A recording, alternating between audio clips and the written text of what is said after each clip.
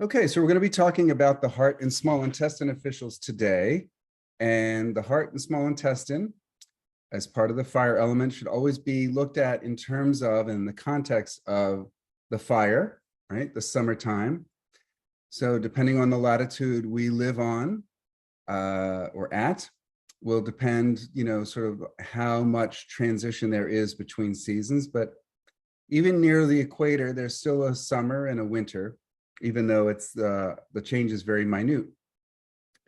So when we're looking at officials, just like when we were looking at the kidney and bladder, and then the liver, the gallbladder, we're looking at a quality. We're always remembering and keeping in the back of our minds that everything is about resonance, right?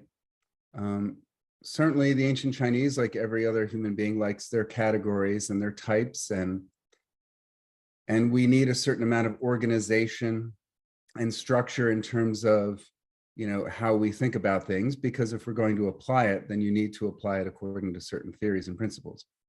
But when you're with patients, very few things, as you have seen in your observations and when you take pulses, very few things, fit neatly into all the categories.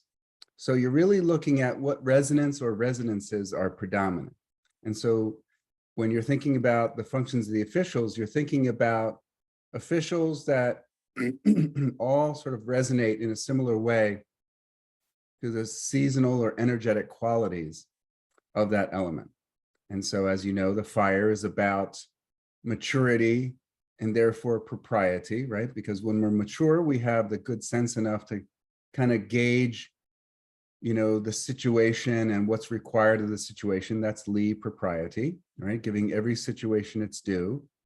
It's about the summertime when there's the most luxuriant growth. Why? Because there is the most yang energy that can be used for activity, for production, right?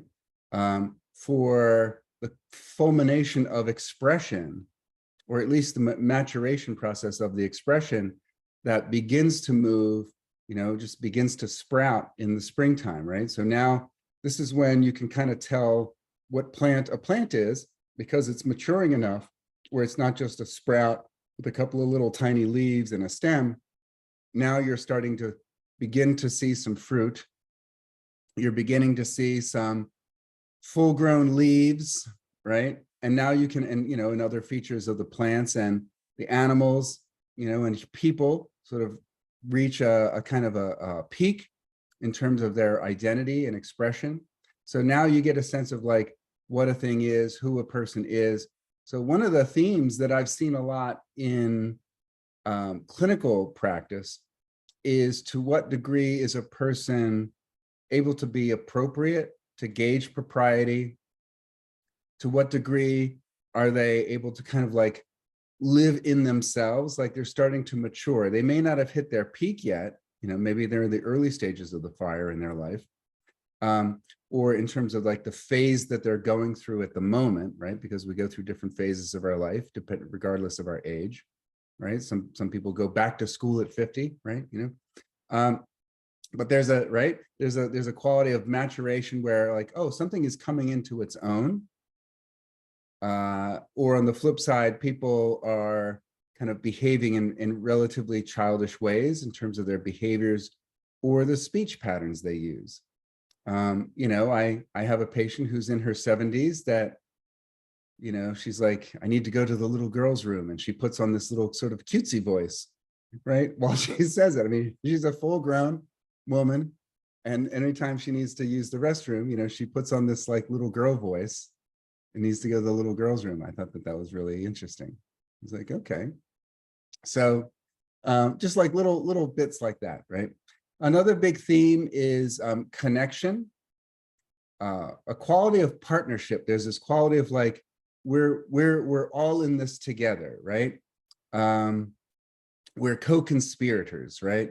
There's this sort of sense of like an intimate group, almost like like the dynamic duo, right? Or like the Three Musketeers, right? Or the X-Men. Like there's like fire likes to be part of a club. They like to be part of a group. They like to be part of a community. And at the same time, it's easy for them to get exhausted by the energy it takes to keep up this connection. So they often need a fair amount of alone time. And so a lot of their life, for many people who resonate with the fire, is this sort of like dynamic between being lonely and needing alone time, but too much they get lonely, and needing time with other people, but then get exhausted, right? So you often see this as a theme in clinical reality when you're working with people who resonate with the fire. Okay.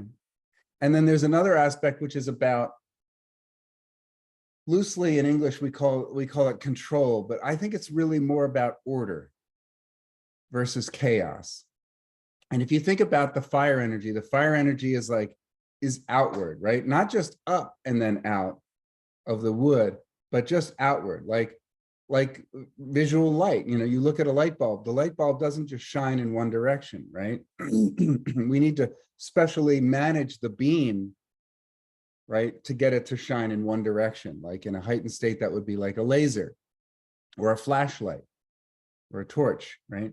But light, and sunlight in particular, which is our highest metaphor for light, goes in every direction. So the energy for a lot of fire CFs can feel like it's going in every direction. And so they often have difficulty with grounding and containment, as in not feeling dispersed, right? There's a different quality than the water, especially with the bladder, like their chi and energy and resources are flooding out. But you'll feel differently in the presence of that. One, it'll feel heavier. You'll probably feel it lower in your body. And it'll feel like something's coming at you that's like not aggressive, but it's not personal like wood, but it feels forceful. And it feels like there's a lot more power behind it, right? Like a wave, like being caught in a current, being caught in a wave, being caught in a stream. Very different than fire.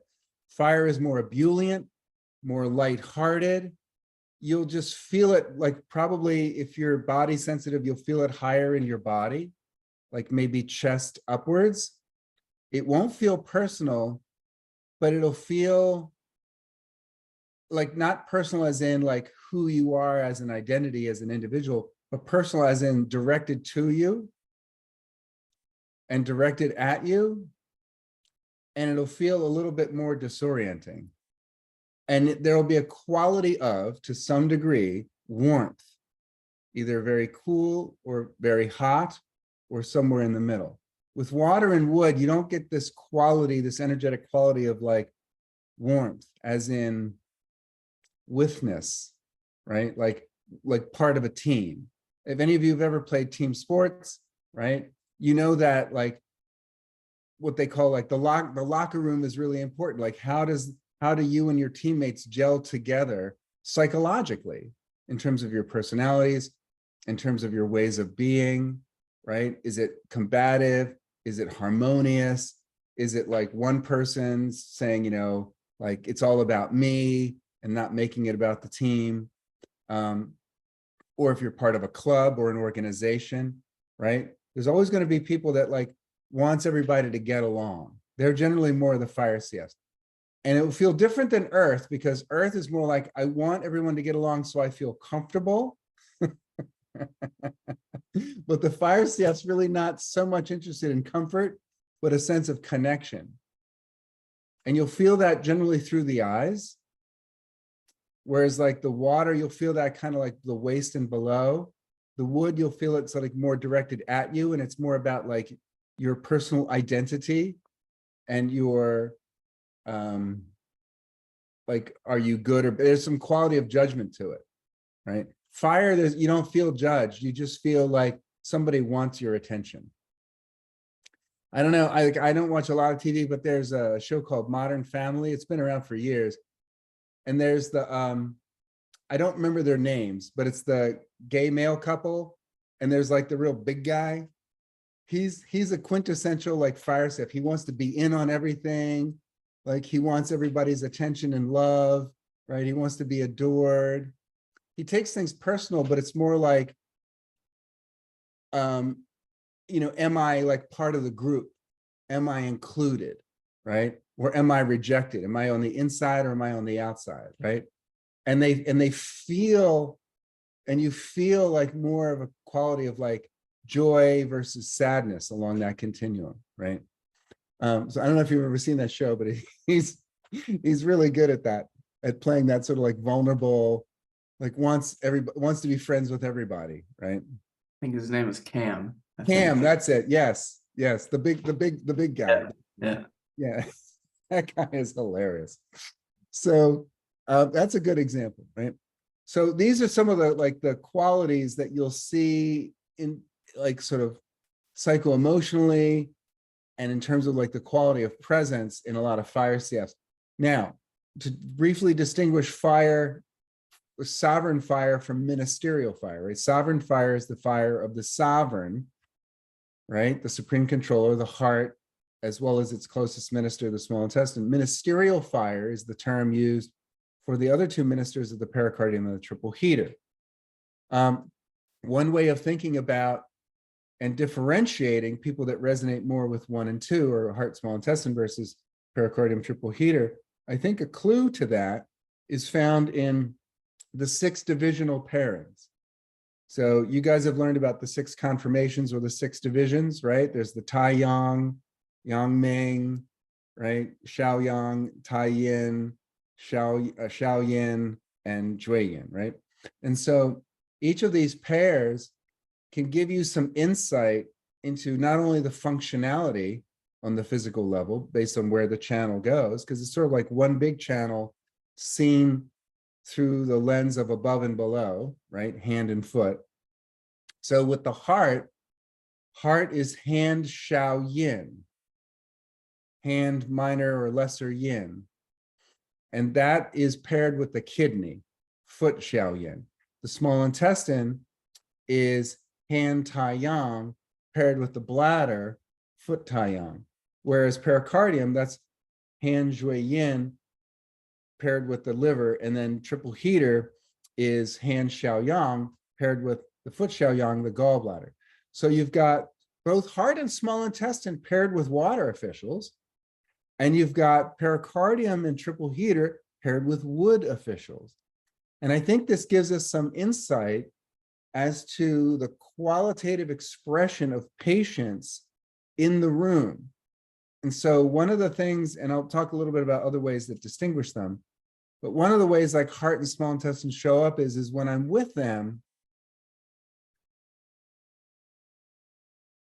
do they have a lot of secondary resonances with more that are more water-like or more wood-like? Do they tend to relate to issues around fear and nervousness, or is it more around anger, frustration? Right? And so as well as the other resonances of the water and the fire. So remember when I was saying before, like, it's hard to say, oh, this is fire, or this is heart, or this is water, and this is kidney. It's easier to say, is this more fire than earth? Is this more fire than wood? Or is this more like wood than metal, right? If you really look at things sort of in terms of a dichotomy, it's a little bit easier to get a better sense of what something resonates with. And so when I'm with patients, and I suspect that they're fire CF because they're relatively more red and they have all the other CSOE that points to fire, and then secondarily, maybe some of the mannerisms or they're struggling with themes that resonate with the fire. Note, I did not say symptoms because symptoms can be anywhere. But then I asked myself, does this person really resonate a little bit more with fire and water or fire and wood? And that kind of helps me distinguish, is this more 1 and 2 or 5 and 6? Any questions about that? Is that confusing? Okay. Yes, All right. it is a little bit. Yes. That was the thumbs up for yes. Yes, I got it. Yes, it's not confusing. Yes, it's clear, I'm hoping, right? No, yes, it's a little confusing. Yes, it's confusing. Okay, so So let's say, okay, so when you're with someone and when you're with a patient and they're sitting in front of you and their energy is more upright, their voice you suspect is more of a laugh going into lack of laugh, right? And you suspect a lot of the predominant CSOE is in fire. And now you're saying, okay, do they resonate more with pericardium triple heater or small intestine and heart? What you're going to notice is, one, maybe the undertones of the color, maybe they resonate, maybe it looks a little bit like bluish red or blackish red, or is it more greenish red, right? Now, obviously they can have a lot of withins, of course, they can have 5 other withins, but that's one way. Is it more of a shouty lack of laugh or a shouty laugh, or is this more of a groany laugh, right? So that's one way, looking at secondary CSOE. The other is in your conversations with them, in the areas where they lose the ability to be the author and the authentic responder to situations, and then go more into reaction, right? As we all do in certain areas of our life, we get triggered and we go into reaction. Does the reaction sort of have an underlying quality of fear or anxiety, or does it have more of an underlying quality of anger, frustration? And you'll feel that in the presence of the patient, because we all know what anger feels like. We all know what frustration feels like. We know how to recognize it. And we all know what fear feels like and nervousness feels like, and we all know how to recognize that. So that's what I'm saying is, like, what are the sort of the secondary themes or qualities of presence does this person manifest and present? Does that make sense? Right? You know, are they more interested in power, or are they more interested in accomplishment? Well, the former is more water, the latter is more wood, right? Do they have issues around, but you know, again, they're going to have all kinds of withins, but I guarantee you, because I see it every day. When I treat somebody successfully in fire, they're going to have some kind of underlying issues that resonate either with power or abundance or resources, right? Or they're going to have resonances that resonate with, or they're going to present in ways and have issues with things that show up, leaving them to be not only feeling sad or lonely, but also then feeling frustrated about it or getting angry about it, right? So, you know, we're experiencing the panels in the clinical observation class, right? That's to give you a sense of, oh, this is how like wood shows up, right? So we've had wood, we've had water. In Guangzhou, you've probably had this in an earlier course, right? Clinical observation 1, where they have people come in and representing the different elements. And there's a clear difference. There's a clear difference. There are similarities, but there's a clear difference between people that show up relatively predominantly as wood constitutions versus water constitutions. So that's what I'm saying, is just be mindful of that, because that'll help you.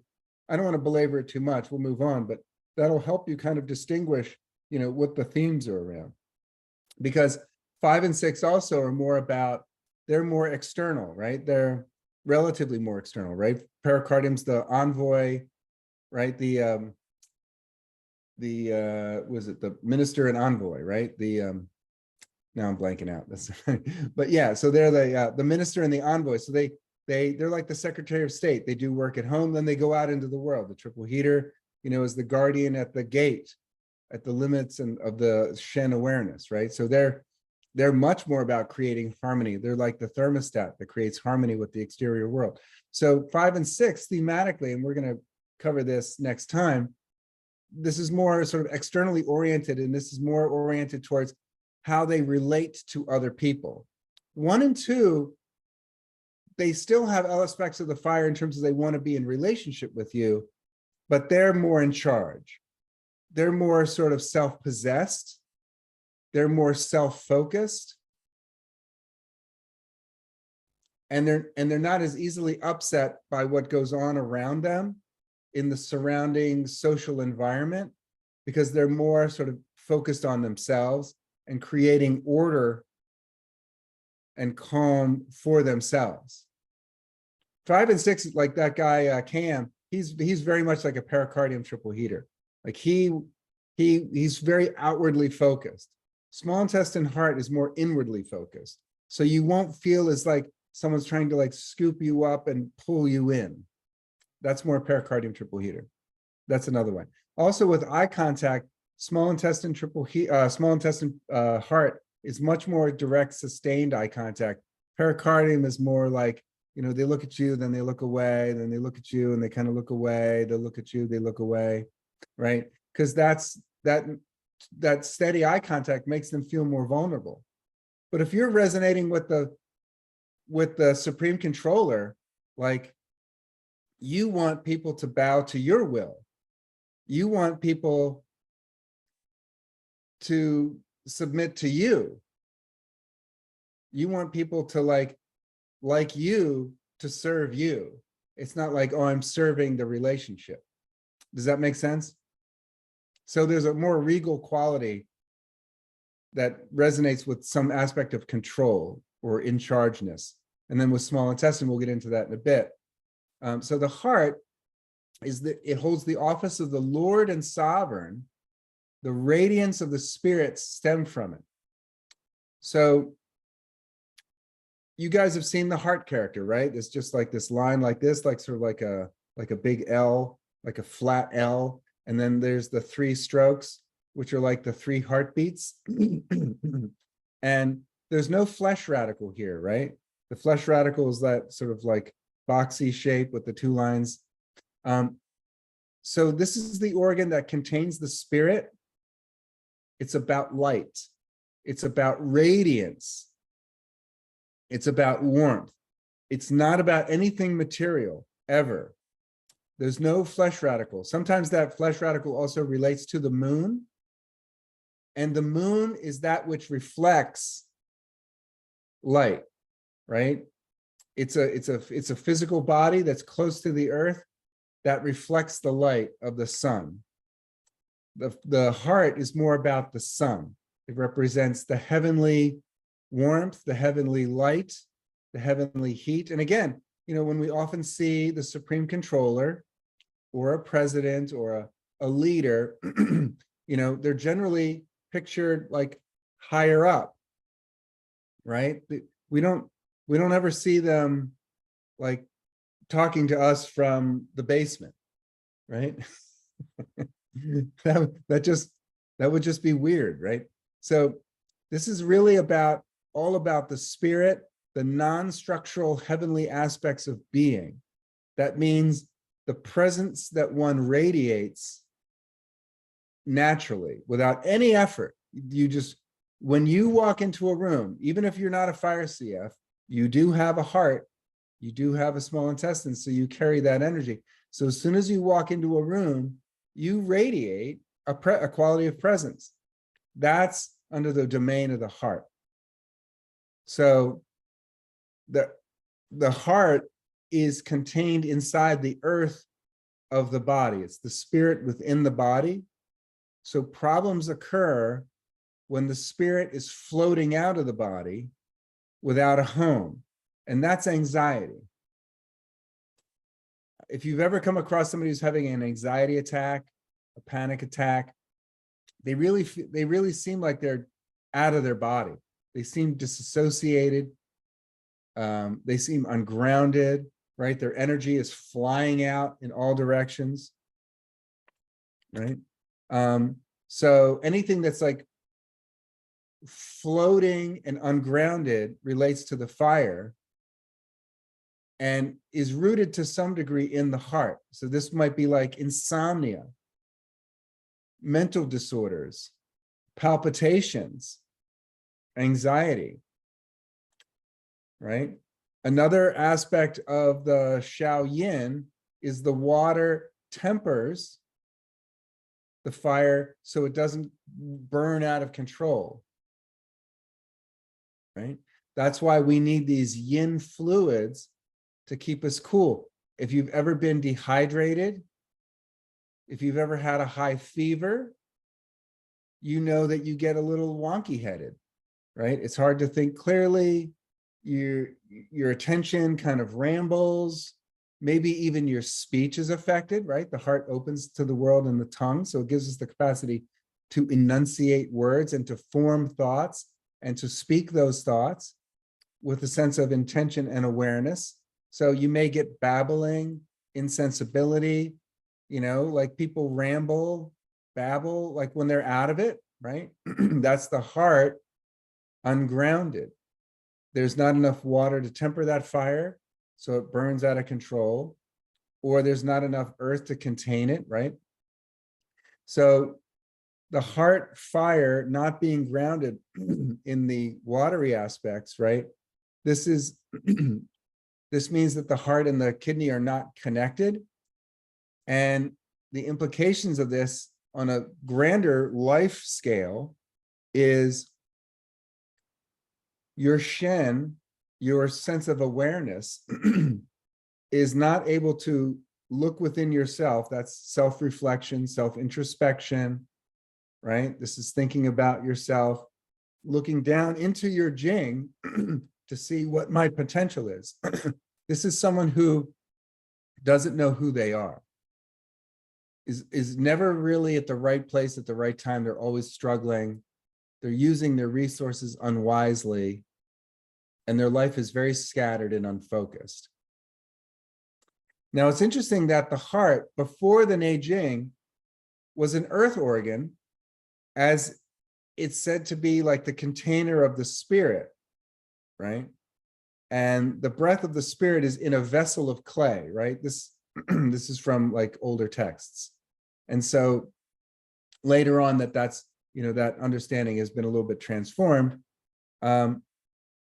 But, you can kind of look at this, and you'll learn more about this in the 5th trimester when you learn about the points. But the very first point, heart 1, is Ji Chuan. And the Ji is in like Tai Chi, like the Tai Chi symbol, right? Which refers to an extreme. In the Tai Chi, you go, or in Tai Chi Chuan, right? You go all the way in one direction.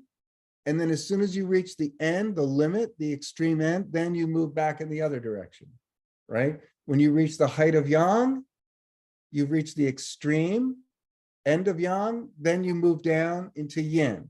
When you reach the depth of Yin, you've reached the extreme, the Ji, then you move into Yang, right? So there's this power of potential that's contained in the extremes. And so the heart is about, with other officials, is about regulating these extremes, regulating potential, so things don't go too far, by like containing the spirit, right? So one of the things that you see in clinical practice is people are like doing things to the extreme, which are ungrounding them and kind of burning up their fluids, burning up their yin. So they can't rest, they can't settle, they feel restless, right? They feel ungrounded, they feel scattered.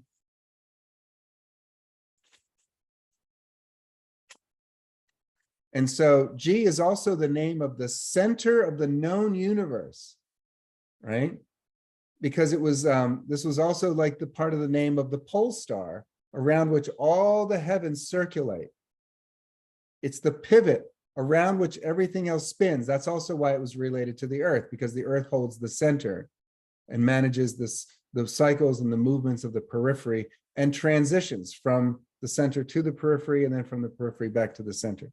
So there's this quality of like things revolve around the central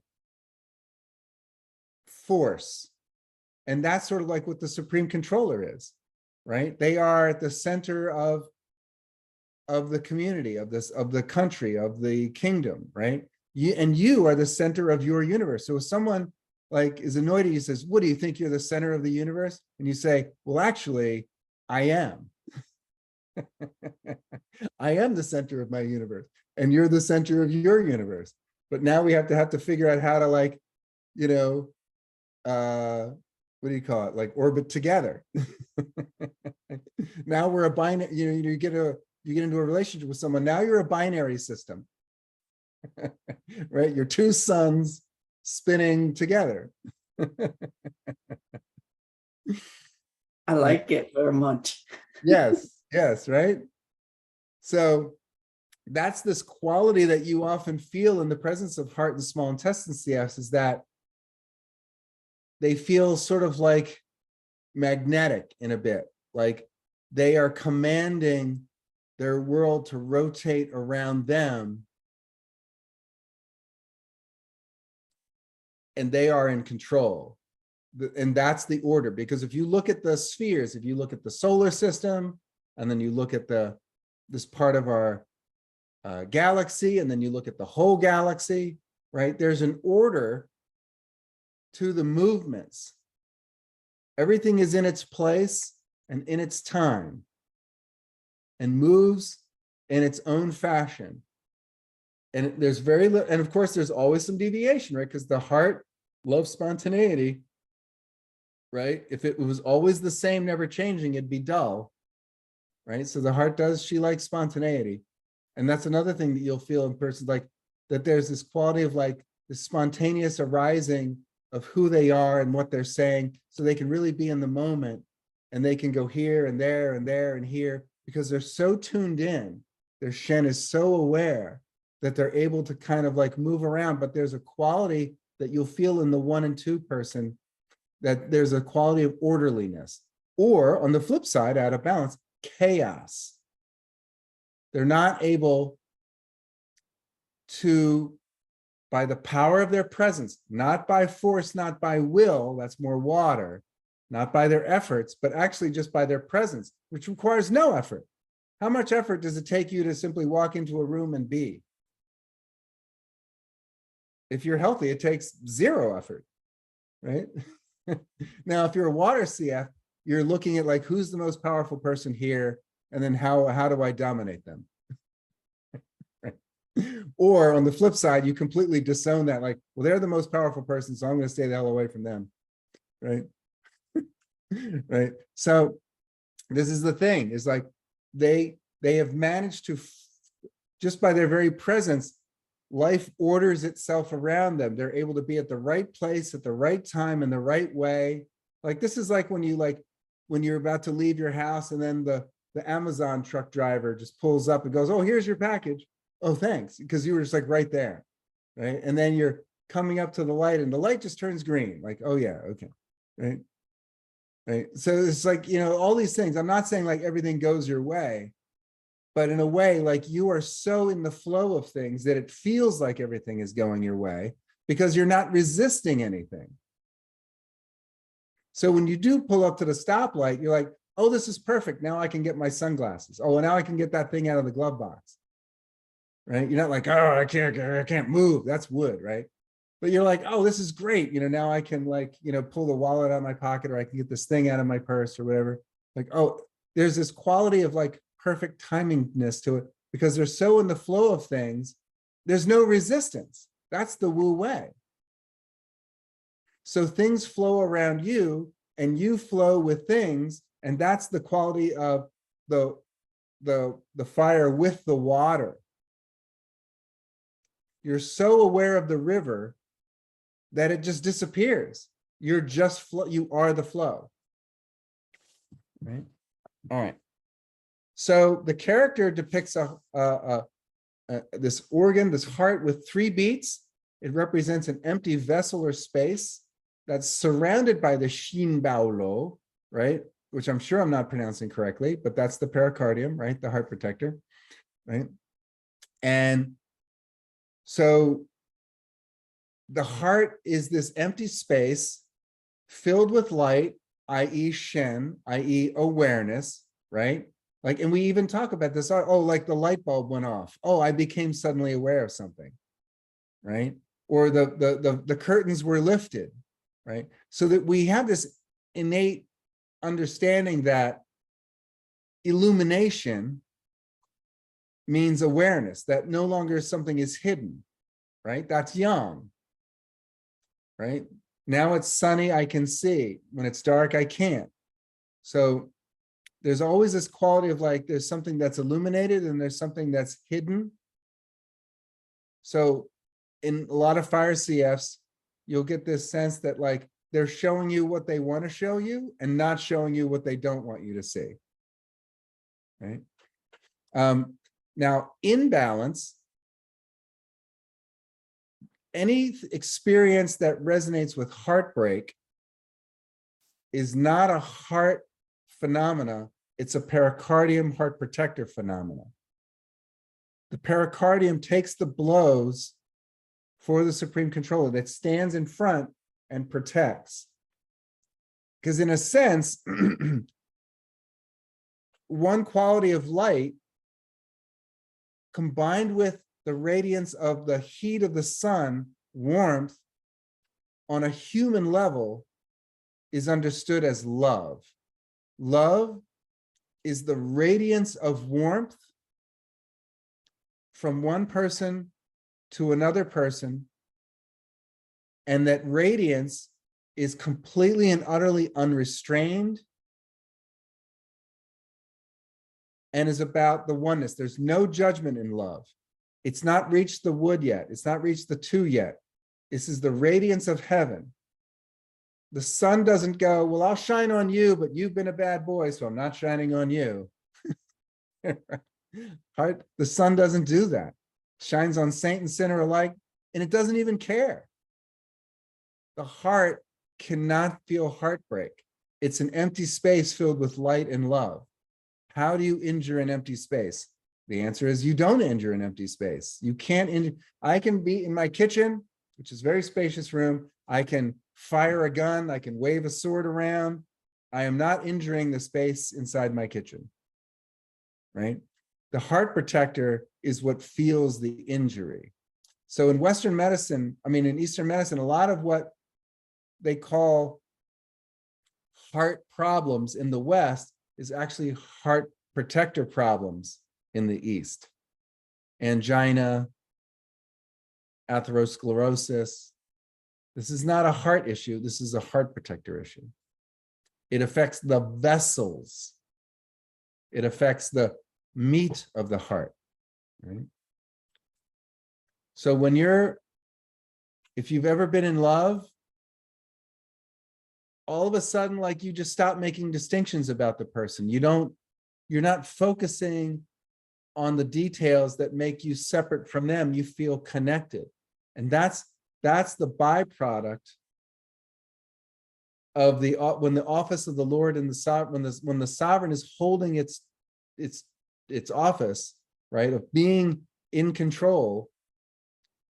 What stems from that is the radiance of the spirit. So if you're in the right place at the right time, you will naturally radiate Shem.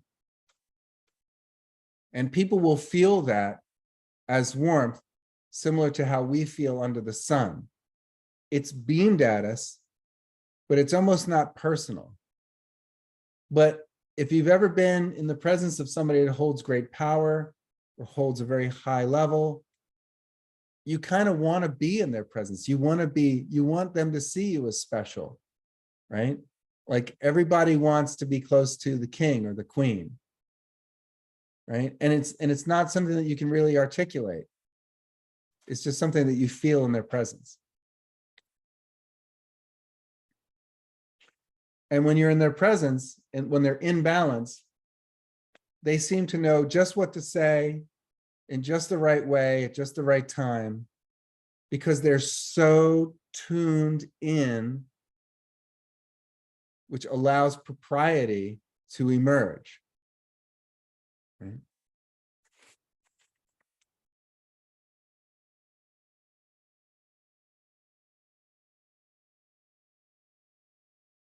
So one of the themes that you'll often see with fire CFs, in particular heart and small intestine CFs, there's this continuum of like the sense of oneness and connection and union and separation, isolation, loneliness.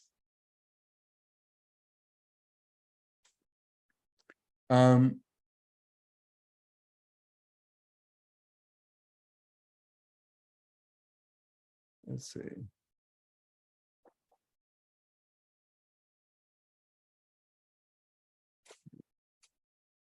Sorry, I'm just looking through my notes here.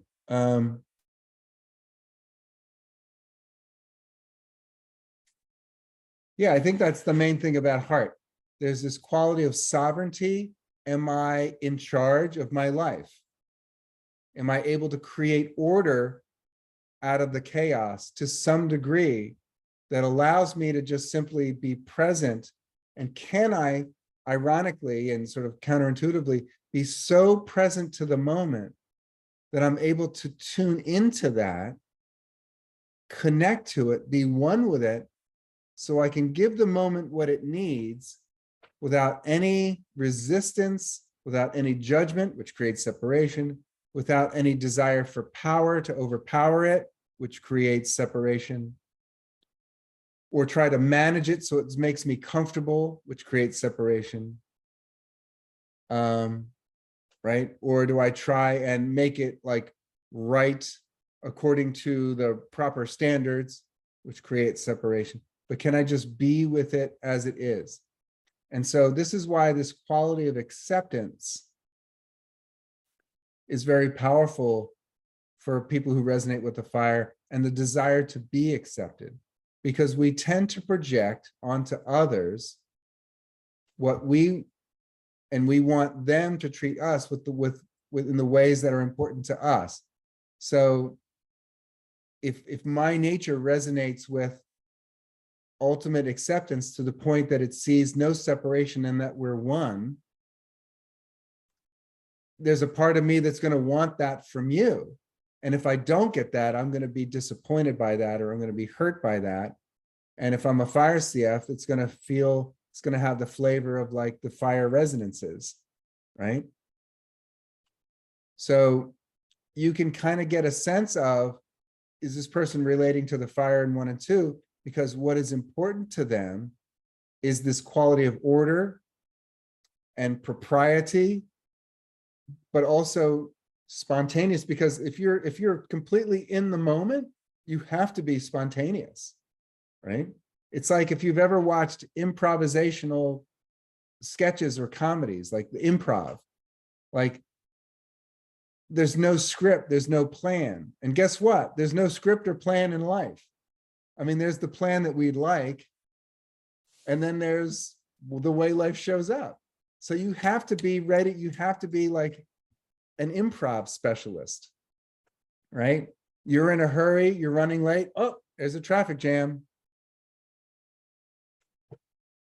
If I'm a wood CF out of balance, you know, they're in my way. It's obstructing my movement towards my goal. This is an obstacle. It's not right. It shouldn't be here. Right? I'm going to push against it. Or on the flip side, I'll collapse. Of course. I never get what I want, right? So I'll never get there, right? And then you kind of collapse inward. But fire in balance is just like, wow, there's a big traffic jam. I wonder what's on the radio. Yeah, like, oh, I wonder if there's a podcast, right? Like how can I make this fun? Right? Right? How can I enjoy myself? Right? It's kind of funny. I remember my grandmother, this Sicilian woman. She was a trip. She was a force of nature, man. 4'11", but oh my God, you just did not mess with this woman. So, but she was such a fire CF, and she was also an insomniac. So when I would stay with them, because I often spend a lot of time with my grandparents, when I would stay with them, my grandfather would go to bed, and we'd be up at like, I'm a little kid, we'd be up at like midnight, and she'd be like, let's have a party. And so like, she was an amazing cook. So she would whip up some like, raspberry tart, or, some kind of like raspberry, with like dough and raspberry and fruit filling and all this stuff. And then she'd make tea, and and she'd give me like a little sip of wine, and we'd stay up late and play cards. She used to play cards, so we'd play cards, and we'd like play cards for money. She was a seamstress, so we'd play for buttons. But that's like the fire, like there's this sort of ebullience to it, right? And then when it's out of balance, you feel the absence of that, and it feels very flat. It feels lifeless, like the EKG of a dead person. It's just right. They flatline, right? There's no right. And if you look at a heartbeat on it, like there's a rhythm to it, but it's up and down, up and down, up and down. There's a high peak and it's a low, and then it's up but not as high as before, and this is low but not as low as before, and it's up and down, up and down, up and down, right? But it's steady.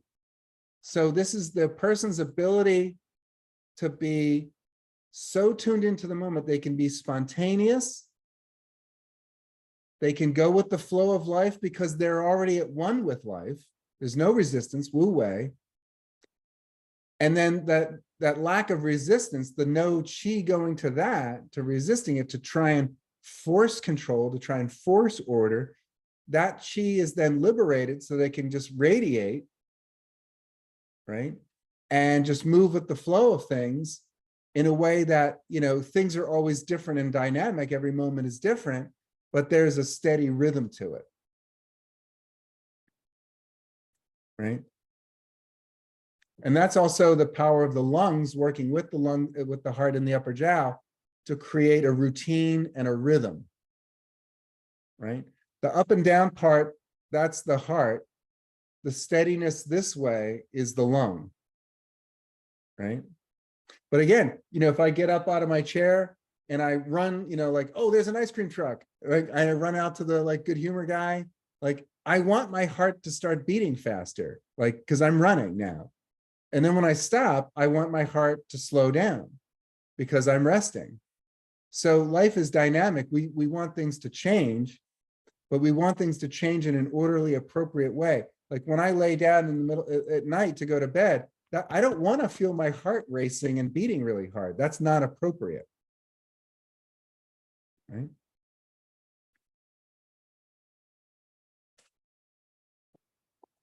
And the heart is the organ that feels everything, but in balance and health is okay with everything. They don't necessarily have to like everything, but they see its place in the grand scheme of things. Like, I hate that we live in a world where babies die of cancer. I hate that we live in the world where terrible violence is inflicted upon other people. But if you really look at the larger scheme of things, as horrible and tragic as those things are, and as painful as they are,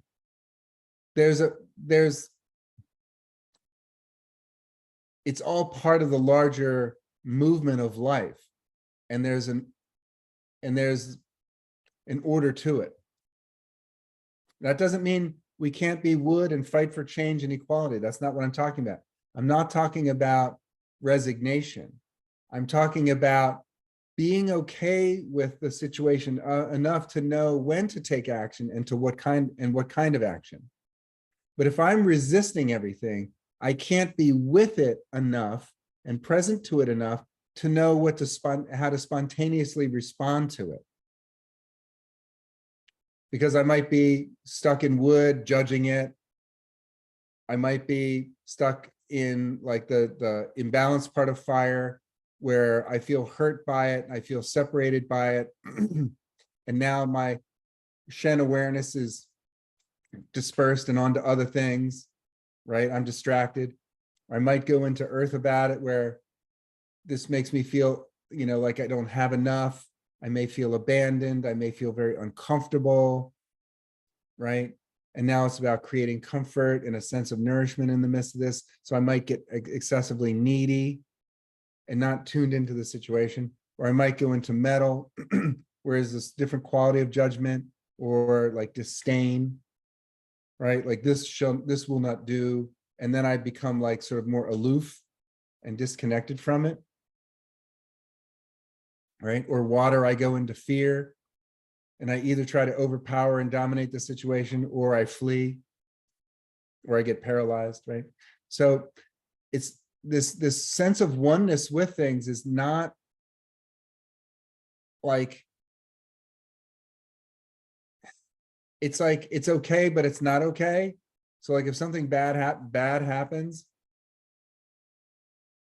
you're with it enough where you're not being so busy with yourself that you're tuning into it. So you're able to respond naturally with the effective action that's required, that's appropriate in the moment for that person. Right? I don't know if that makes sense enough, but this is something that shows up with the spirit of like the heart official. Like there's absolutely no resistance to the moment. So there's this quality of like okayness, but that doesn't necessarily mean they don't have feelings about it. Because actually the heart, and to some degree the small intestine, they feel everything intensely.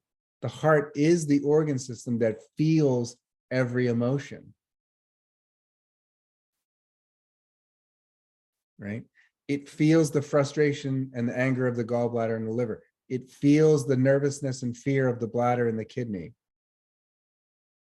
But it's okay with it enough to be present to it and not resist it. And that resistance frees us up to just naturally allow and make space for what's naturally always arising in one's authentic nature in the moment. That is, i.e., what's naturally radiating from your being. Have you ever noticed that like there's certain things that trigger you that maybe don't trigger like your spouse or your close friend? And they're looking at you like, how can you not be pissed, like upset about this? And you're like, I don't know, I'm just not upset. Right? And they sometimes get annoyed at you for like being like at peace. It's like, well, actually, like this is sort of the goal. Like this is why we do all this cultivation stuff. So I'm not running around in upset. Right? Just like when we look at kids and, you know, they want the bubble gum and they can't have the bubble gum and you're busy, you know, you're trying to work with the salesperson or you're trying to take care of XYZ and they want gum and they're driving you crazy, right? And it's like, and you have to shine, just have to shine the love on them, right? You can't meet them with more upset. That's not going to create less resistance. That's not going to create more oneness. That's not going to create more love, right? So these are like the themes that you sort of experience with a person that resonates with the heart. All right, let's take a break till 5 after, and then we'll continue with the small intestine. And I'll upload this next bit about the heart. It's called the Summary of Functions, and you'll be introduced to this again in more detail in the 5th trimester class, Point Functions. So again, you know, when you're thinking about the spirit and the presence of the officials as they are embodied in a person, it's important to understand the basic functions. So I just want to review those really quickly. So on a body level, the heart is said to dominate or govern the blood. So what that means is it puts its personal stamp onto the blood by transforming the Gucci into blood as it passes through the heart. There's a saying that the blood becomes red as it passes through the heart. And in a way, it's not like, oh, the blood was clear and now it goes through the chambers of the heart and then it becomes red. What that signifies is when it moves through your heart, it now becomes infused with your Shen.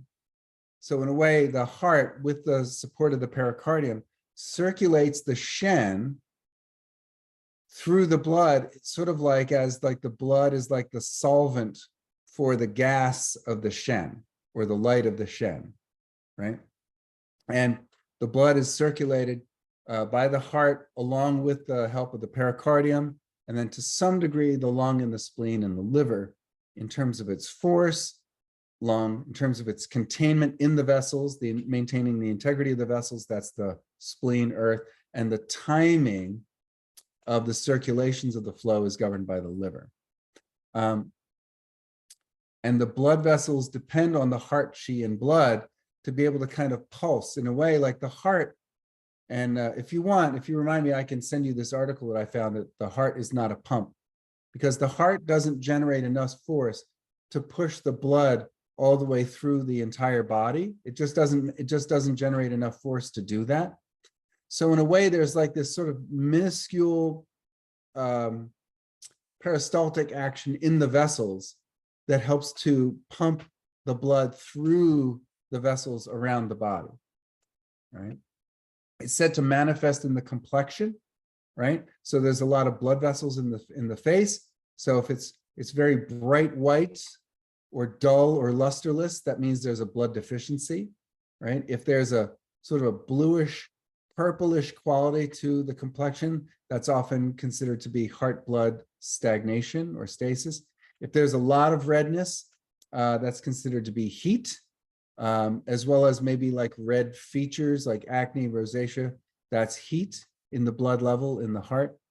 And then the nice rosy, lustrous complexion, that's healthy. That's the healthy heart. It's said to open to the tongue, so it affects our ability to formulate words that make sense, right? That are appropriate, right? That gives us the capacity to speak and to talk and to laugh appropriately. And it's said to control the pores and the sweating. It's funny, it's said that the sweat is the fluid of the heart, right?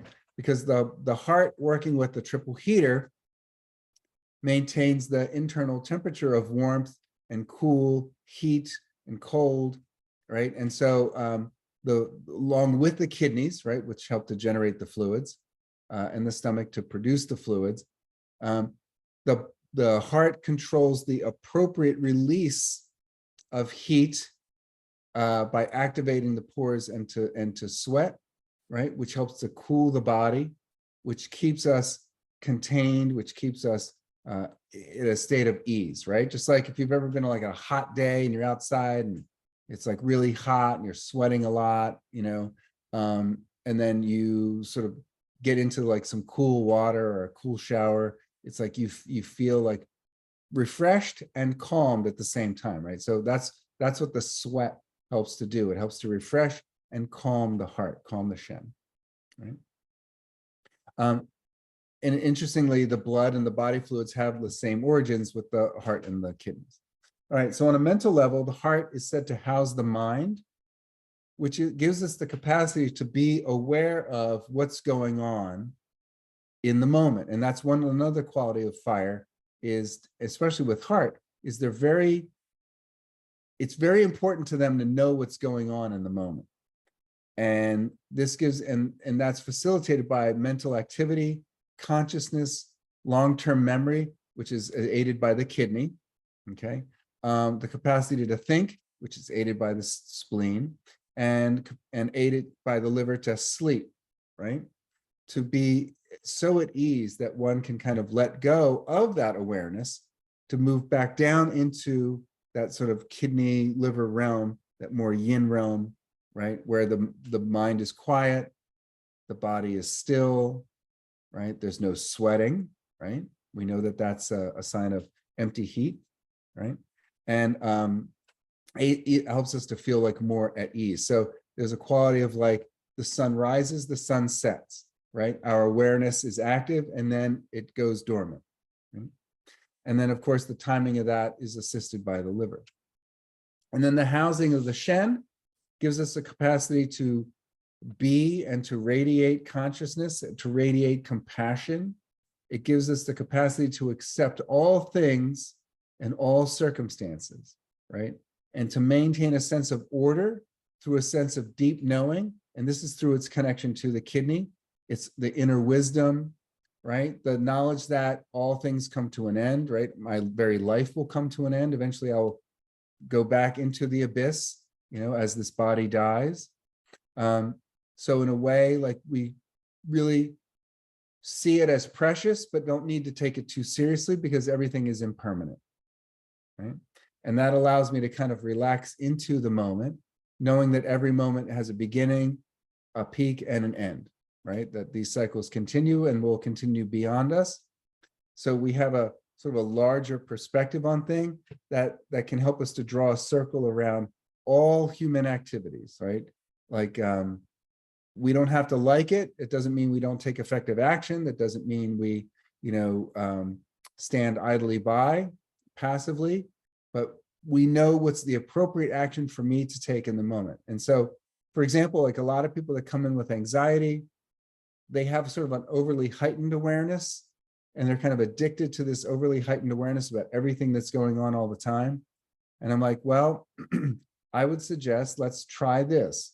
Try focusing your attention on only those things that you feel called inside in an intuitive way that may not make sense to anybody else, but you only take action on only those things that you pay attention to, only those things that you feel called to take action about. There's people starving in India. There's people being oppressed in Sudan. There's all kinds of stuff going on everywhere. There's wildfires in Canada, right? There's this, that, and the other thing in Baltimore and DC and all that. But what I would suggest is see what it's like. And for you guys as well, only focus your attention. That means, you can be aware of it, but like focus your attention on only those things that you feel intuitively called to take action on, right? That you feel called to direct your compassion towards. And see what that's like. Your mind may start to yell at you, but you'll find that over time, you'll start to feel a little bit more ease. Yeah. All right. Okay. Any questions about the heart? Clear as mud?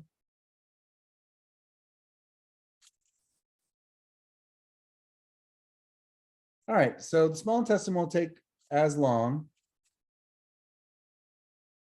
All right. So the small intestine is said to be, in chapter 8 of the Ling Shu, the Nei Jing, it says the small intestine is responsible for receiving and making things thrive. The transformed, i.e. purified substances stem from it. So it's responsible for receiving what it gets on a physical level from the stomach spleen. And it takes that and continues this sense of transformation with heat. All heat requires all transformation requires heat. And that heat has to be infused with attention, with Shen, awareness. And then the transformed substances stem from it. So basically, we chew something up, right? We macerate it, right? We take it in, then we swallow it. So we're internalizing something. This is empowered by the stomach spleen, the earth. We swallow it. We take it into our earth, right? It was out there. We macerate it. That means we process it and prepare it. And then there's another sort of like, we don't have gizzards like chickens, but we have, teeth. So we put it into a relatively absorbable form, right? We prepare it, and then it goes into the stomach, and then it gets sort of like chewed on or eaten chemically, right? By the chemicals, contents of the stomach acids, which help break things down, right? But break down the easier bits. And then in the duodenum, bile comes in from the gallbladder to help chew or break down and process the tougher bits, right? The fats, the sinews, right? The heavier proteins, right? That's what bile does. And then it goes into the small intestine, which then the digestion process really takes place, where it takes this stuff and it begins the first step of absorbing things that allows you to transform and allows it to transform from cheese and bean burrito into Ryan, right? Because it's not really transformed in the mouth. It's not really transformed in the stomach. It's broken down, it's processed. This would be like on an intellectual equivalent. you've assimilated some new piece of information, you've thought about it, like that's your first thought, you have your first thoughts about it, and then your basic understanding of it, and then you take it in, and then you have your deep thoughts about it, right? But then you have to assimilate it. And that takes place with the small intestine. So the small intestine takes in what's happening and it sorts, right? Proteins, fats, or amino acids, fats, carbohydrates. And it starts to absorb that, right? So it sorts it into basic groups, and then it absorbs it and takes it in a deeper level, which then actually is the beginning stages of something transforming into us. So that's the transformed substances stem from it. That's the sort of like the cellular molecular components, the nutrients, the minerals, the water, that then is transformed into us, right? And that is the beginning of our becoming someone new in a way. Like you're someone different after every meal. You are what you eat. So, you know, maybe you're, oh God, his name just popped, Chestnut. This dude, last name Chestnut. God, what the hell is Jaws? Joey Chestnut. Joey Chestnut, yeah. So if you don't know Joey Chestnut, on July 4th in New York, they have the Nathan's hot dog eating contest, the annual 4th of July hot dog eating contest. And this guy looks like me. This is thin dude. He ate 67 hot dogs in 10 minutes. I don't know if I've had 67 hot dogs in my life. In 10 minutes. And he's done that like 18 years in a row or something like Yeah, that. oh yeah, the guy's like, he's the Michael Jordan, LeBron James, Tom Brady of eating hot dog eating contest. This guy is like definitely the greatest of all time. He is the GOAT. I don't know if we'll ever see another human being like him. It's beyond words. But this guy's transformed 67 hot dogs and buns into him. Damn. Right. So, you know, that takes a lot of fire to purify that much stuff, man. This guy must have the small intestine of Zeus, you know, like. So the small intestine is the official of transforming matter into you, separating, and I hate this phrase, the pure from the impure. I don't like that. I actually like separating the clear from the turbid, right? Which in a way, your heart and kidney take the heavenly aspects and the earthly aspects, and we're the human in the middle that transform heaven and earth into us, right? And on sort of a microcosmic level, it takes the pure, it takes this stuff that we're dealing with on a human level and transforms it into the heavenly and the earthly again. So there's this sort of elegant binary process going on where we're assimilating heaven, we're assimilating earth, we then transform it, and out of that we get the heavenly and the earthly, right?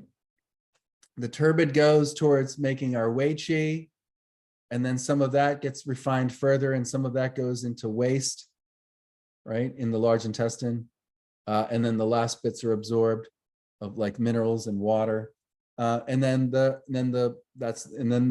clear is separated out to be transformed into us even further, right? So it's the great recycler and it's the great transformer. So one of the things that you see in a lot of people who resonate with the small intestine is this either in balance or out of balance, this desire for transformation. The organ system itself is translated as a small spreading brightness. A small spreading brightness. This relates to the small intestine's capacity for experiencing the lightness of being. right? It's the small intestine. That means not in terms of length, it's small or large, but in terms of the width of the tube of the small intestine. If you've ever seen a cadaver or a colon is pretty big. Colon's quite large, right? Small intestine's a smaller tube. So that's the small in the small intestine, right? I'm forgetting the name of the character. It's Shao something. But that also has the intestine part, right? There's the character for small, and then there's the character for the intestine part, and that has the flesh radical, right? And then there's the sun, and then the rays of the sun shining down, right? So that requires the sun above the horizon shooting down rays of light, spreading the warmth of the heart's shen onto everything that is beneath it, everything that's occupying the heart's attention. And that heat facilitates transformation.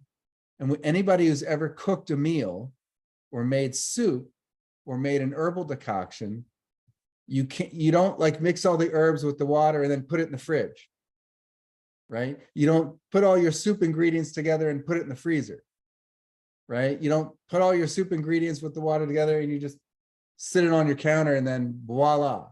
No, you have to add heat. So as a fire official, one of the themes is going to be showing up is, are things too hot? Are things too cool? Does the patient run hot? Do they run cool? Emotionally, do they tend to run hot? Do they tend to run cool? It's a small spreading brightness. So there's this yang quality of taking the radiance of the fire and taking the heart's shen and spreading that out like a mini sun, S-U-N, right? And so in the presence of a small intestine of CF, you're gonna feel their experience in their presence is going to be the qualities of warmth and coolness, attention and inattention, focus and distraction are going to be more predominant, right? When I'm in the presence of a water CF,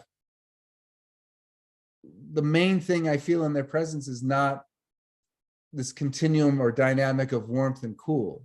It's more about power and abundance, versus powerlessness and deficiency, right? When I'm in the presence of a wood CF, it's more about this sense of like, am I in conflict or are we sort of on the same page together, right?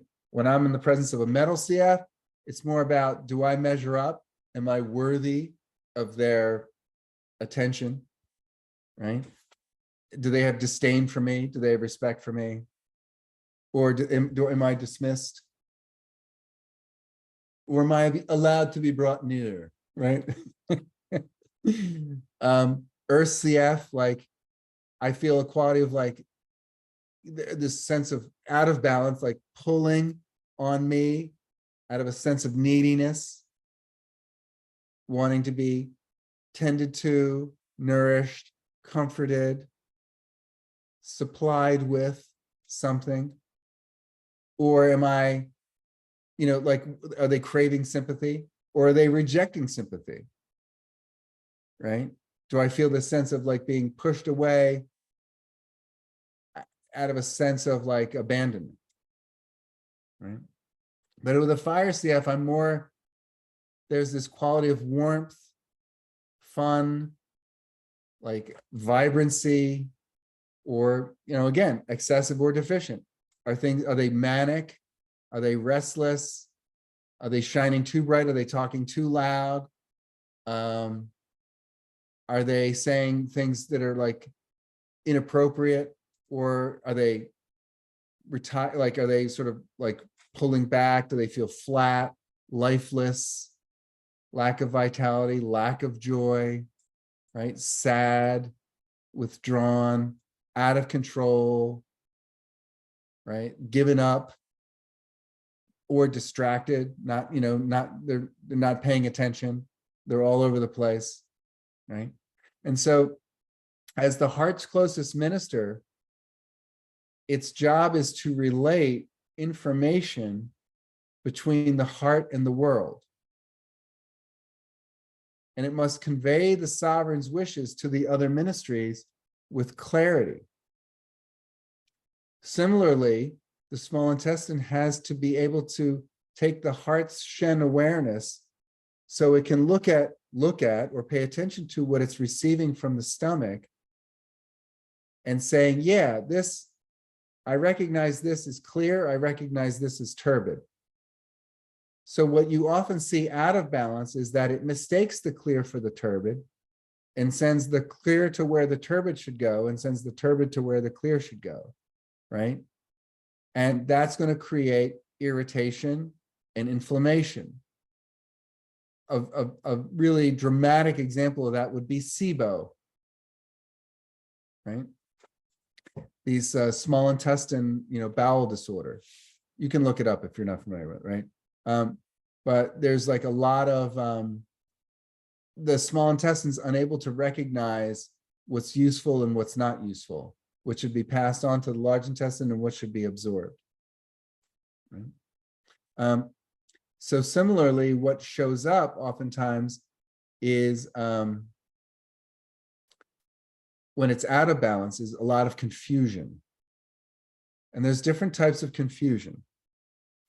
One type of confusion is that garbage in, garbage out. So it's so distorted, it's so polluted, it's so toxic, and it's so focused on itself that when it hears XYZ, what it says to the next person is ABC, right?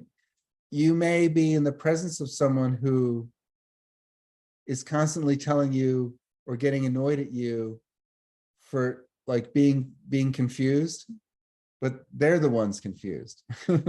You're hearing them say things, but you're like, I don't really understand what you're talking about.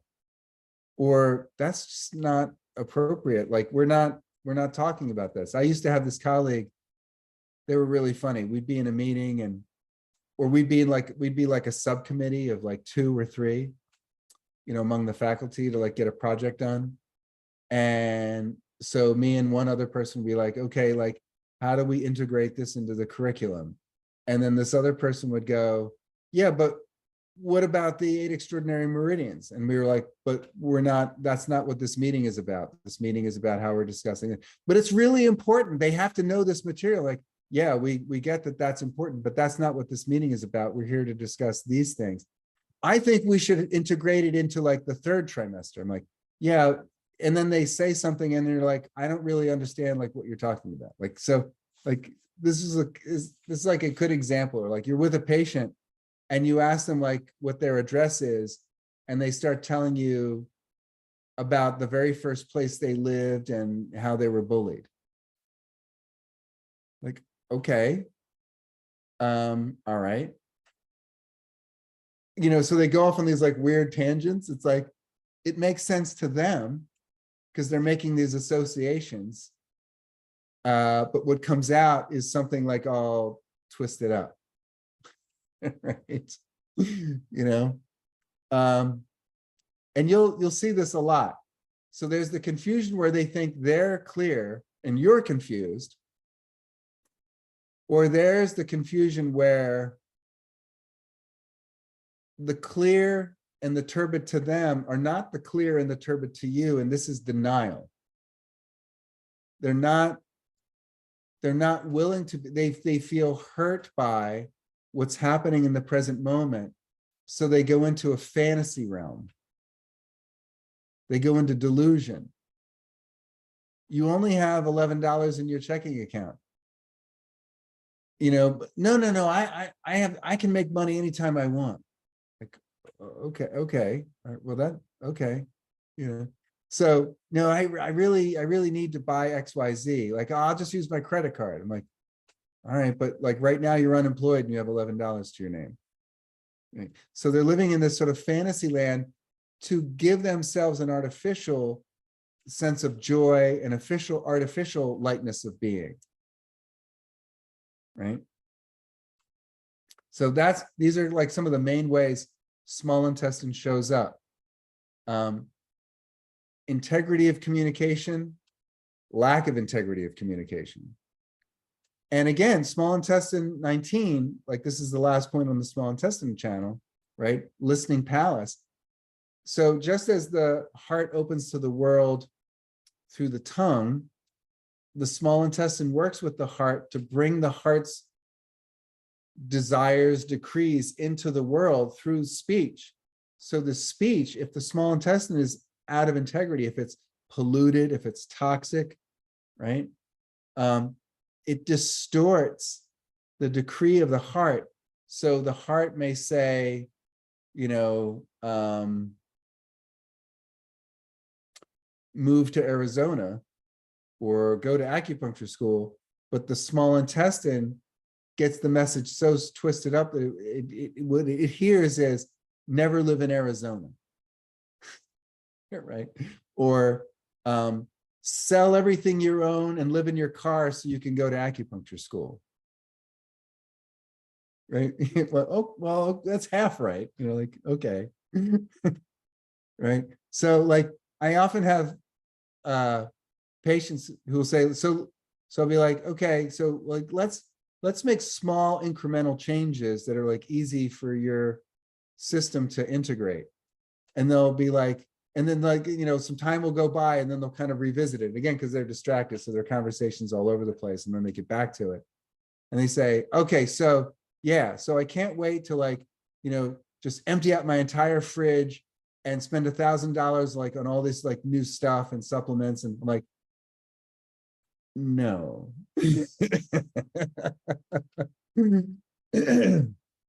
Yeah. So they get excited like a puppy about new things and transformation. Like they can't wait to just like let everything go and like join the ashram. You know what I mean? Like I'm going to sell all my belongings and move to New York and live on the ashram. Well, let's revisit this. So, because they like heart loves spontaneity. So its ministers like spontaneity because it's fun. Spontaneity is fun. New things are fun, right? It's like the new shiny thing, right? Like, oh, there's a new book on, like I have a friend. It's like, they read like a third of a book and then they buy the next book, right? Ooh, right. And then, okay, like I've been studying like 8 Extraordinaries for like a month and now I'll do this, right? Squirrel, right? So that's often the small intestine where the fire, it's like, imagine a fire in a zero gravity environment, like on a spaceship, like on the International Space Station. Like fire is like the absolute, other than like loss of all the air, fire is like the absolute worst thing, because once a fire goes off, it'll burn everywhere because there's air everywhere and there's no gravity, there's no earth, there's nothing to ground it, and you can't spray water at it because now you've just pushed the fire everywhere, right? So that's that scattering quality of fire that's ungrounded, right? That's not properly sedated in the Sheng cycle, right? If the ash doesn't build up, right, then the fire just keeps spreading, right? And you've all know what happens in a wildfire. One, it moves fast and it generates wind, right? Even if you've been around a big bonfire, you get close to it, you feel it moves the air much more intensely. So you may feel this sense of windiness, this chaos in their presence when their fire is exuberant. It's not grounded. And you'll feel kind of exhausted after spending 10 minutes with them.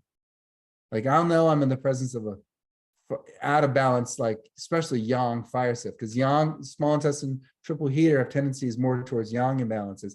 Pericardium, heart have more tendency towards yin imbalances. Right? Lack of activation, deficiencies, too much exuberant movement and activation, depleting, exhausting. Because I'll just be like, after a patient, I'm just like, whew, man, I'm tired. I need some water. I need to meditate. I need to focus my Shen. I need some almonds. You know what I mean? Like, I need to ground. Right. So a lot of these themes are extensions of the heart, but it'll feel more yang, more outwardly directed. The chaos is more chaosy, right? The desire to be loved and adored is more intense. The inappropriateness will be a little bit more inappropriate. The maturity will be, the lack of maturity will be a little more immature, right? You know, if you kind of look, it's interesting to kind of look at famous people who are like good representatives of the different CFs and the different officials. And I think about like, what's his name? He sadly killed himself. He was a comedian. He also did a lot of acting.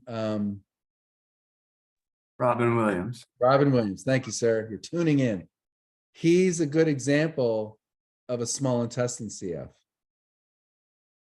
He's all over the place, but he never really seems to lose control of the thread of his speaking. Like he bounces around a lot and he goes sort of in this like hypermanic way from topic to topic, but occasionally he'll come back around and bring it all back together. And it's not confusing. Like when he's speaking, he's all over the place and he goes like he moves like a wildfire, but I'm not confused by him. And I don't feel that he's in a state of delusion. He's just in a state of exuberance. And he does draw you in. Fire is attractive. That warmth is attractive. If you're walking along and you see a campfire or you see a light, that draws your attention. You see the moon in the sky, that draws your attention, right? We're all preternaturally disposed to the light because every animal and plant craves the sun. We would be dead without it. We'd be lost without it. And in fact, that's how we first began to navigate. During the day, we'd navigate by the position of the sun. At night, we would navigate by the position of the moon and the stars. It's orienting. Again, it's the center of our universe. So it's appropriate to navigate by light, right? If I have a map and it's too dark, I need to turn on the light to see it so I can cast my attention on it and be illuminated by it, be informed by it. And we all know that light transmits information, right?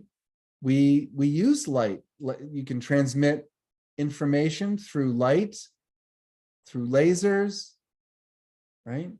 Through beams of light, right? Electricity, which is a type of light, and electricity generates heat, right? Greater the power of the electrical line, the hotter it is, right? The intense version of that would be like lightning that came down from heaven to spark life in the primordial ooze. Yes, like video. Yes, like video. Exactly. Exactly right. Right? And so sound illuminates the ears and light illuminates the eyes. And that's the primary ways that we get information. I don't know about you, but I do not navigate my world by scent. Now, I had a dog that primarily navigated its world by scent. Oh my God, what a scrounge hound this thing was. right? I'd start cooking, it would like come down from upstairs and it would stand right next to me by the stove and just stare at me while I cook, right? So Robin Williams is a good example of someone who like lightens the mood, right? Even when he's talking about something like really horrible, like you have to laugh, or at least it's hard not to laugh. So he's like a good example, but it's like, but it's also like tiring. Like I don't know if I could like hang out with Robin Williams for more than like an hour. I think that would just like wear me out. And he used to do like a ton of cocaine. Oh my God, that dude could put away the coke. So, and if you've ever had cocaine or heard about it or read about it, like it's a vasodilator, right? It opens the heart, it scatters the heart chi, right? It opens the heart. And so, that's why people babble more. They want to communicate more. And it's also like enhances the connection to the kidneys. So you feel very strong and powerful. And you're just like in love with everything. At least from what I've heard, I wouldn't know. So, yeah, it's what I heard on TV. Yeah. All right. So again, with the theme of like confusion and lack of like focus and control, right? There's this quality of like, I wanted to just differentiate this a little bit from like understanding, because the earth wants to be understood, because if they're understood, their needs are met. Fire, not so much interested in their needs being met. They want to be understood, because if they're not understood, we're not connected. We're not on the same team. We're not compadres.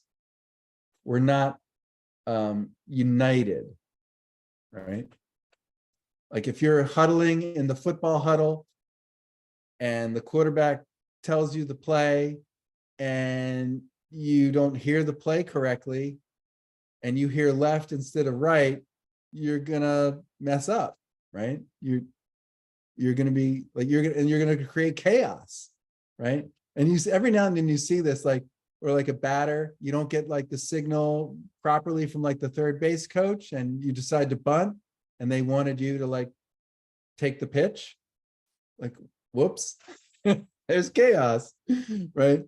So these are sort of the themes that kind of show up. And the flavor of the heart is bitter, and bitter is cooling.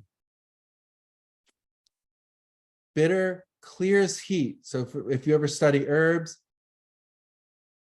any like detoxifying herbs formulas have to have bitter in them, because bitter clears toxic heat and is cooling, because it scatters things. Bitter scatters, right? Like heart chi scatters, like fire scatters. And so on an emotional level, if someone is generating a lot of toxic heat through the thoughts in their mind, through their actions, which include their behaviors such as eating and what they eat and drink, if that creates a lot of toxic fire, it can make people bitter. And one of the key ways bitterness shows up on a psychological level, psycho-emotional level, is sarcasm. Sarcasm is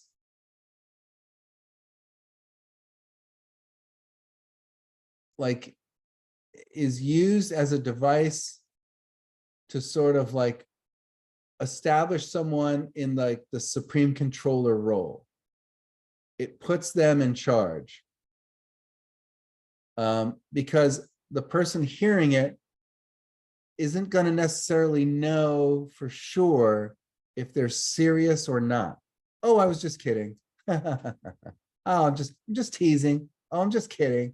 Don't take it personally. Don't take it seriously. But it's a way of like putting themselves above, because they feel disconnected and they feel hurt by that. There's that t-shirt that's like sarcasm spelled with an H is the gulf between the person that gets it and the person that doesn't. CHASM, chasm, right? And this has this quality of like, this person is like making fun of me, maybe. So like they're joking, and I feel the quality of like the heat of the joke, but I also feel this sort of sting, right? This inner bitterness, right? This which creates separation, right? I'm not really good at explaining sarcasm, but I think we all know it when we hear it. And it takes us a moment. We have to like give it a moment to like, what was that? That was, oh, wow, that was hurtful. So in a way, it's like hurting someone else so they feel less hurt, because they're already in a state of hurt, where they're carrying around in their blood this old pain of rejection, right? And their Shen is inappropriately still focused on this pain of rejection, of separation, of exclusion, of exile.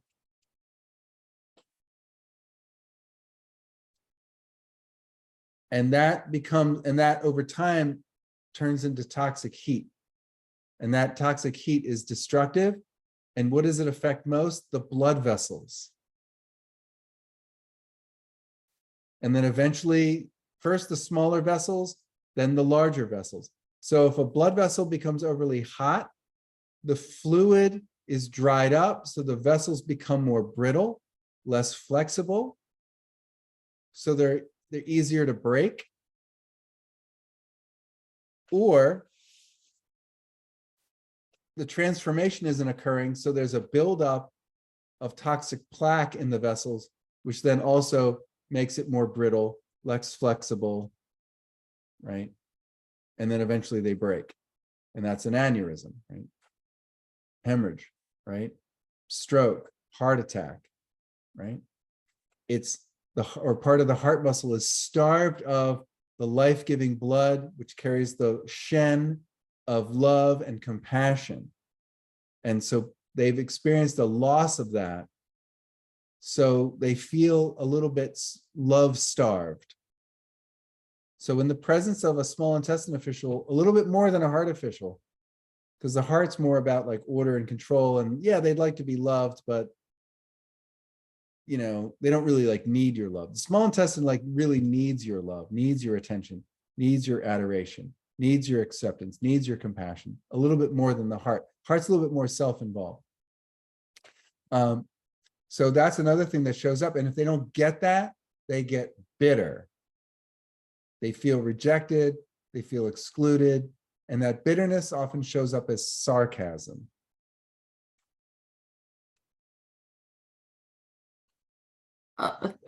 Fine. How do you spell sarcasm? I'll type it in the chat. Oh, okay, thanks. And then what I was referring to in the joke is this.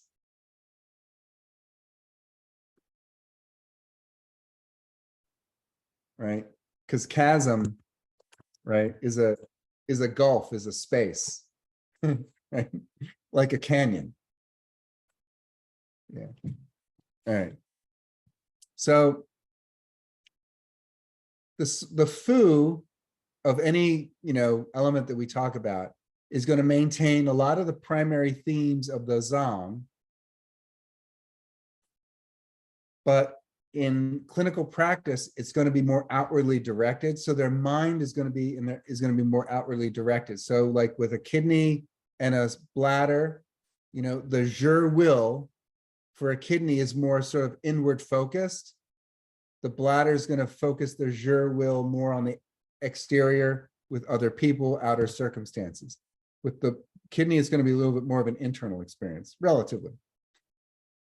Because again, the kidney uses the bladder to, you know, manifest its destiny, right? To bring its will out into the world. The small intestine brings the Shen of the heart out into the world in a more pronounced fashion, right? Again, This is not just the 3 beats and the radiance of the spirit held in this space. It's like this yang spreading brightness of the sun. And that's going to be more apparent in their presence. The heart's going to radiate, but it's a quiet radiance. The small intestine is going to take the radiance of the Shen and amplify it and bring it more out into the world. So it's more obvious, it's more visible, it's more apparent, it's more palpable, right? Yang CFs tend to do a lot of their thinking and processing out loud or in obvious ways. Writing a list, talking it out, right? Like my wife is definitely a stomach. Like she's definitely a stomach, right? I mean, like she'll say the same thing over and over like 4 times, not because she doesn't get it, not because she's not smart, but because like she's got to process it out loud. She's got to hear herself say it. And that's how she thinks, right? Like I don't process out loud. Like she's like, what do you think about dinner tonight? And I'll be like, and she's like, aren't you want to talk about dinner? I'm like, I'm thinking, I go in, right? So like, I'm thinking about it, right? I'm feeling into like what I want to eat, like, like I go, well, we had Chinese 2 nights ago, and then, we could have pasta. The new place opened up. Like, that's not how I process, right? So like, that's right. It's not one is good or bad, right? It's just like, so that's, and again, it's not a like, well, they definitely are this because they do this. I'm just saying more often than not, that's often how it shows up. Does that make sense? Yeah. All right, let's take a 10-minute break, and then we'll just talk briefly about the summary of functions, and then we'll be done.